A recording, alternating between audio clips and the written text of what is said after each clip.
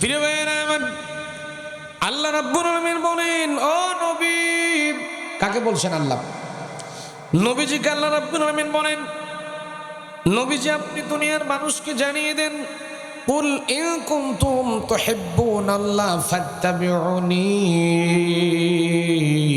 দুনিয়ার মানুষ, যদি তোমরা আমি আল্লাহকে, ইন কুনতুম তুহিব্বুনাল্লাহ, যদি তোমরা আল্লাহর ভালোবাসা পেতে চাও, আল্লাহর সন্তুষ্টি যদি অর্জন করতে চাও, আল্লাহর প্রিয় পাত্র যদি হতে চাও, আল্লাহর নিকটবর্তী যদি হতে চাও, আল্লাহর কাছের বান্দা যদি তোমরা হতে চাও, তাহলে ফাত্তাবিউনি, আমি নবী আমাকে দেখে দেখে অনুসরণ করো, আমি যা করতেছি কামগুলা তোমরাও করো।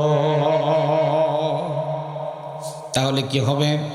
আমরা অথচ অনেক মৌলবি আছে, দেখবেন অনেক আলেম আছে, এই আয়াতের ভুল অর্থ করে ওরা বলে আল্লাহকে ভালোবাসতে চাইলে নবীকে ভালোবাসা লাগবে, তাহলে আল্লাহও ভালোবাসবে, এই আয়াতের অনুবাদ করে দেয়। অথচ এই আয়াতের জায়গায় কিন্তু কোনো জায়গায় আমি ব্যাখ্যার মধ্যে পাইনি। স্পষ্ট ব্যাখ্যা হলো, আল্লাহর ভালোবাসা অর্জন করতে চাইলে আল্লাহর নবীকে দেখে দেখে অনুসরণ করা লাগবে। তাহলে কি হবে? আল্লাহ বলেন, ইউহিব্বুকুমুল্লাহ, আমি আল্লাহ তোমাদেরকে ভালোবাসবো, ওয়াগফির লাকুম, তোমাদের মাফ করে দেব, যুনুবাকুম, জামবুন মানে হলো গুনাহ, জামবুন মানে পাপ, আমি আল্লাহ যুনুবাকুম, যত গুনাহ তোমরা করেছো, যত পাপ তোমরা করেছো, সবগুলো গুনাহকে যদি আমার নবীকে তোমরা অনুসরণ করতে পারো, আমি আল্লাহ তোমাদের জীবনের গুনাহগুলা মাফ করে দেব। আর আল্লাহর চাইতে অনুগ্রহশীল পৃথিবীতে আর কেউ নাই। আল্লাহু আকবার। তাহলে নবীজিকে দেখে দেখে অনুসরণ করার দরকার আছে না নাই? প্রিয় ভাইয়েরা আমার, কান লাগান, আমার নবীজি যখন মক্কায় যখন মার খাইতে লাগলেন, মার খাইতে খাইতে নবীজির পরিস্থিতি যখন খারাপের দিকে যাচ্ছিল, আমার নবীজি আবার দোয়া করলেন, আল্লাহ ওয়াজআলনি মিন লাদুনকা সুলতানান নাসীরা। নবীজি আল্লাহর কাছে দোয়া করলেন, রব্বুল আলামিন, আমি আর মার খেতে পারবো না, আল্লাহ তুমি আমাকে দেশের বাদশা বানায় দাও, দেশের রাষ্ট্রপতি বানায় দাও, দেশের রাষ্ট্রনায়ক বানায় দাও। নবী যদি রাষ্ট্রপতি হওয়ার জন্য দোয়া করেন, তাহলে আপনার আমার মতো নবীর উম্মতদের খাওয়ার স্বপ্ন দেখার দরকার আছে না নাই? আপনি যদি সারা জীবন যদি মসজিদের মধ্যে পড়ে থাকেন, মাদ্রাসার মধ্যে পড়ে থাকেন, আর যদি রাজনীতি যদি না করেন, কিয়ামত হয়ে যাবে, রাষ্ট্রনায়ক হতে পারবেন না। আমার প্রিয় ভাইয়েরা, রাষ্ট্রনায়ক হতে গেলে রাজনীতি করার দরকার আছে না নাই? আছে না নাই? প্রিয় ভাইয়েরা আমার, এবার দলিল নিয়ে যান। কেননা রাজনীতি করবেন কেমন করে? সঠিক নেতা নির্বাচন করা লাগবে, ঠিক না? কথা বলেন না কেন? রাজনীতি করতে গেলে সঠিক একজন নেতা আপনাকে বাছাই করতে হবে। কেননা নেতা যদি ঠিক থাকে আপনি ঠিক, নেতা যদি ঠিক না হয় আপনি ঠিক হতে পারবেন। এই জন্য রাজনীতি করতে গেলে সঠিক একজন নেতা নির্বাচন করার দরকার আছে না নাই? আল্লাহ রাব্বুল আলামিন কি সুন্দর করে জানিয়ে দিলেন, ওয়ালতাকুম মিনকুম উম্মাতুন ইয়াদউনা ইলাল খায়রি ওয়া ইয়া'মুরুনা বিল মা'রুফি ওয়া ইয়ানহাউনা আনিল মুনকার ওয়া উলাইকা হুমুল মুফলিহুন।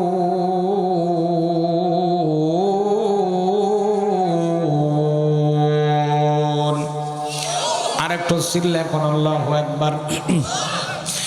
আল্লাহ রাব্বুল আলামিন বলেন, ওয়ালতাকুম মিনকুম উম্মাতুন ইয়াদউনা ইলাল খায়র।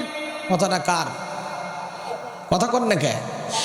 আল্লাহ বলেন, তোমাদের মাঝে একটা দল আসবে যারা ওয়ালতাকুম মিনকুম উম্মাতুন ইয়াদউনা ইলাল খায়র, যারা মানুষকে কল্যাণের দিকে সব সময়ের জন্য ডাকতে থাকবে। ইয়া'মুরুনা বিল মারুফ, ভালো কাজের প্রতি তারা আদেশ করবে। ওয়া ইয়ানহাউনা আনিল মুনকার, খারাপ কাজের প্রতি তারা নিষেধাজ্ঞা জারি করে দেবে। আল্লাহ জানাচ্ছেন, ওয়া উলাইকা উলাইকা হুমুল মুফলিহুন, আর ওই দলের নেতা কর্মী যারা, এরা সফলতা লাভ করবে আর এরা আমার জান্নাতের মেহমান হয়ে যাবে। ভাইরা আমার, তাহলে ওই দলের নেতা কর্মীর সঙ্গীর সাথে হওয়ার দরকার আছে না নাই? এবার জীবনের সাথে একটু বাংলাদেশের সাথে এই আয়াতটা মিলান তো দেখি ভাই।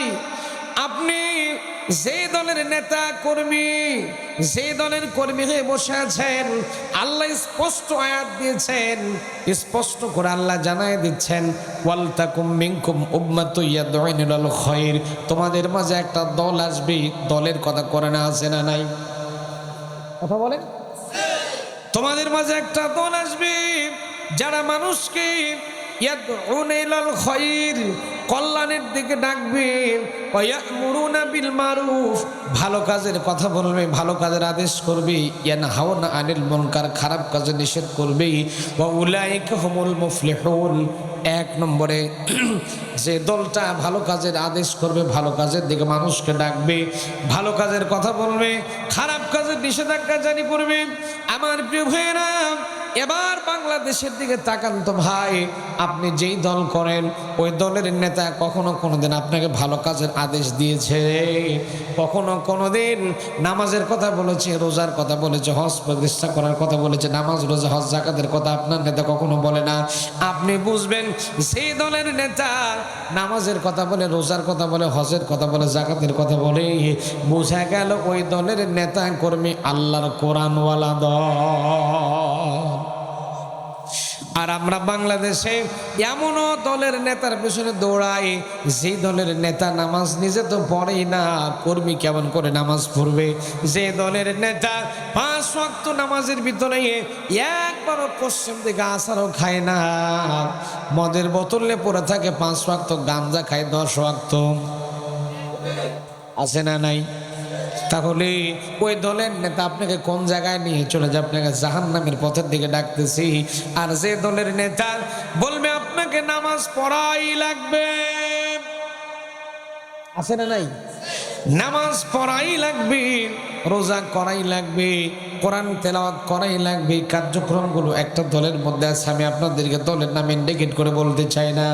যে দলের ভিতরে এমন সুন্দর কর্মসূচি আছে, আল্লাহর কোরআন বাধ্যতামূলক করে দেওয়া হয়েছে, নামাজ পড়া, নামাজটাও জামাতের সাথে পড়া লাগবে, বাধ্যতামূলক করে দেওয়া হয়েছে, রোজা করা লাগবে, জাকাত দেওয়া লাগবে, ইসলামের বিরুদ্ধে যাওয়া যাবে না, শরীয়তের বিরুদ্ধে যাওয়া যাবে না, শরীয়তের যতগুলো কার্যক্রম সবগুলো ঠিকঠাক মতো করা লাগবে, এই হিসাব নেতার সামনে দেওয়া লাগে। এই রকম দল বাংলাদেশে আছে।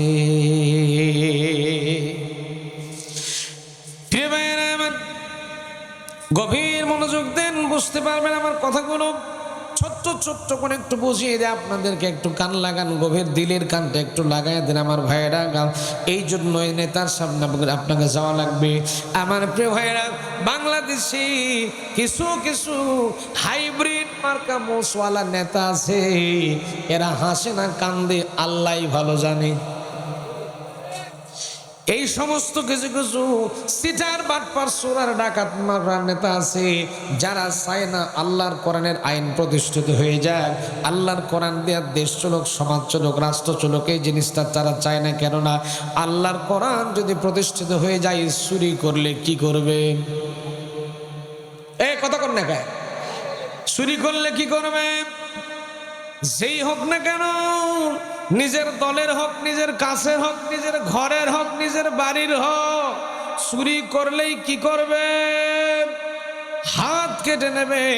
এবার বাংলাদেশের প্রেক্ষাপটের দিকে লক্ষ্য করে দেখেন তো ভাই, বাংলাদেশের অধিকাংশ নেতা যারা কোনো কর্ম নেই, যাদের শুধু চিন্তা ভাবনা রাজনীতি করা, বুঝবেন এরা সবচাইতে বাংলাদেশের মধ্যে সিটার বাটপার চোরার দুর্নীতিবাজ। এরা শুধু ক্ষমতার চেয়ারে যেতে চায়, সিটারি বাটপারি করার জন্য, চুরি করে খাওয়ার জন্য। এই জন্য এরা কোরআনের আইন প্রতিষ্ঠা হওয়ার কাজে বাধা দেয়। কেননা এরা ভালো করে জানে, কোরআন যদি প্রতিষ্ঠিত হয়ে যায়, তাহলে চুরি করে, সিটারি করে, বাটপারি করে দেশের টাকা চুরি করে বিদেশে পাচার করা যাবে না। লক্ষ্য করুন, তাহলে এবার জীবনের সাথে মিল করেন তো দেখি ভাই, বাংলাদেশের আল্লাহর কোরআন যদি বাংলাদেশে প্রতিষ্ঠিত হয়ে যায়, লক্ষ্য করে দেখা লাগবে অধিকাংশ নেতারা হাত থাকবে না। থাকবে থাকবে থাকবে। এখন আসেন দলিল নিয়ে যান, কারা এই কোরআনের আইনের বিরুদ্ধাচরণ করে, কারা লক্ষ্য করেন ভাইয়েরা আমার। আল্লাহর কোরআন দিয়ে যদি দেশ চলে, সমাজ চলে, রাষ্ট্র চলে, তাহলে মানুষ শান্তি লাভ করবে। অথচ এই কোরআনের আইন প্রতিষ্ঠিত হতে দিতে চায় না, তারা হলো মুনাফিক। আল্লাহ রাব্বুল আলামিন সূরা নিসার 61 নম্বর আয়াত আল্লাহ রাব্বুল আলামিন ক্লিয়ার করে দিয়েছেন, আপনাদের সামনে একটু উপস্থাপন করছি। আল্লাহ রাব্বুল আলামিন বলেন, وَإِذَا قِيلَ لَهُمْ تَعَالَوْا إِلَى مَا أَنزَلَ اللَّهُ وَإِلَى الرَّسُولِ رَأَيْتَ الْمُنَافِقِينَ يَصُدُّونَ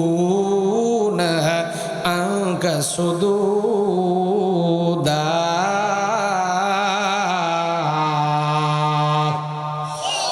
হয় নাই রে ভাই, এতগুলো মানুষ এত জোরে ভলিউম চিৎকার আল্লাহ বলে কষ্ট হবে।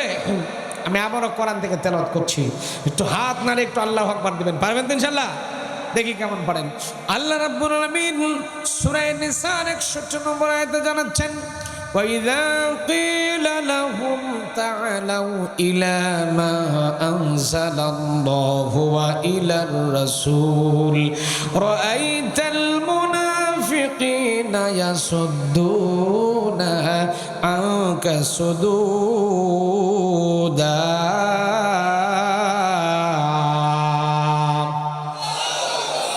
ভাই আপনি যে দল করেন করেন, আমার আপত্তি নেই, কিন্তু কোরআন তো মানবো নাকি? কোরআন তো আমাদের সবার। দেখেন আল্লাহ বলতেছেন, এত সুন্দর করে আল্লাহ অর্থ দিয়েছেন, তারপরে যদি আপনি না বুঝেন আমার করার কিচ্ছু নাই। আল্লাহ বলতেছেন দেখেন, ওয়া মানে এবং ইজা মানে যখন, আল্লাহ বলতে ওয়াইদা কিলা লাহুম তাআলাউ, আল্লাহ পাক বলছেন ওয়া মানে এবং ইজা মানে যখন, কিলা মানে বলা হবে লাহুম তাদেরকে, তাআলাউ আসো, ইলামা আনজালাল্লাহ আসো, আল্লাহর আইনের দিকে আসো। খেয়াল করেন, খেয়াল করেন আয়াতের দিকে, অর্থের দিকে খেয়াল করেন। আল্লাহর আইনের দিকে আসো, ওয়াইলার রাসূল রাসূলের দলের দিকে আসো। কোন দল? কোন দল? রাসূলের দলের দিকে আসো। আল্লাহ পাক জানাচ্ছেন, হে নবী আপনি যখন কোরআনের আইন প্রতিষ্ঠা করার কথা বলবেন এবং আমাদের আপনার দলের কথা বলবেন, আপনার দলের প্রতিষ্ঠা করার কথা বলবেন, তখন লক্ষ্য করে দেখবেন, রাআইতা শব্দের মানে দেখা, রাআইতাল মুনাফিকিনা ইয়াসুদ্দুনা আনকা সুদুদা। হে নবী আপনি দেখবেন মুনাফিক যারা হবে এরা আস্তে করে আপনার লাইন থেকে কেটে বিদায় নেবে। ভাইরা আমার, এই আয়াতের তাফসীরের মধ্যে পাওয়া যায় মুনাফিক সব চায়। মুনাফিক নামাজ পড়তে বলে, রোজা করতে বলেন, হজ করেন, সব করেন, দাড়ি রাখেন, টুপি রাখেন, মুনাফিকের কোনো আপত্তি নাই। মুনাফিক নামাজ, রোজা, হজ, যাকাত, দাড়ি, টুপি, নামাজ, পাগড়ি সব চাই, কিন্তু আল্লাহর আইন দিয়া, আল্লাহর কোরআন দিয়া দেশ চলুক, সমাজ চলুক, রাষ্ট্র চলুক, এই জিনিসটা মুনাফিক যারা তারা চায় না। এবার রাজশাহীর মুসলমান জীবনের সঙ্গে একটা মিল করেন তো দেখি ভাই, এমনও মুসলমান বাংলাদেশে আছে নামাজ, রোজা, হজ, যাকাত সব চাইবে, কিন্তু আল্লাহর আইন যারা পাস করার জন্য চাইবে না, আল্লাহর আইন যারা প্রতিষ্ঠিত করার কাজ যারা করবে না, আমার আল্লাহ নিজে দলিল দিচ্ছেন এরা দুনিয়ার মধ্যে নির্ভেজাল মুনাফিক। কথা বলেন ঠিক কিনা বলেন? প্রিয় ভাইয়েরা আমার, আল্লাহর আইন যদি প্রতিষ্ঠিত হয়ে যায়, সিটার বাটপার চোর ডাকাত থাকবে। কথা বলেন না কেন? থাকবে। এই যে ভাইরা আমার, আমি মক্কা মদিনা সহ বিশ্বের অনেকগুলো দেশে ভ্রমণ করেছি, ভারতের সবগুলো রাজ্যে গিয়েছি, তারপরে দুবাই, কুয়েত, কাতার, আবুধাবি, বাহরাইন, মক্কা মদিনা সব জায়গায় আল্লাহ আমাকে নিয়েছে। মক্কা মদিনার অনেকগুলো স্টেট আমি সফর করে ঘুরে ঘুরে দেখেছি। প্রিয় ভাইয়েরা আমার, মদিনার ভিতরে, মদিনার একটা দোকানের সোনা যদি এক জায়গায় একত্র করা হয়, আপনি রাজশাহী শহরের সবগুলো সোনাকে এক জায়গায় একত্র করবেন, তারপরে মদিনার একটা দোকানের সমান সোনা কিন্তু হবে না। এতগুলো সোনা মদিনার এক একটা দোকানের ভিতরে আছে আমার প্রিয় ভাইরা।